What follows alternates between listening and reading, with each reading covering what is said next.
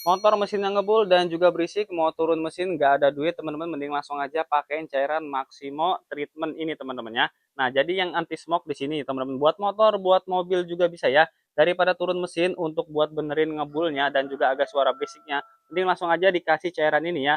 Untuk cara pakainya teman-temannya, ganti oli yang lama, ganti yang oli baru, terus ini dicampur dengan oli yang baru ya. Kalau untuk di motor takarannya 50 mili ya, sekitar 3 atau 4 tutup botol ini teman-teman ya. Kalau di mobil itu 200 mili masih nyisa juga ya, di 100 mili buat di motor yang lain teman-teman ya. Daripada ngeluarin uang banyak buat pergi ke bengkel, mending langsung aja dikasih engine treatment Maximo ini ya. Buat barangnya gua taruh di keranjang pojok kiri video ini, teman-teman coba bisa cek dapatnya harga berapa.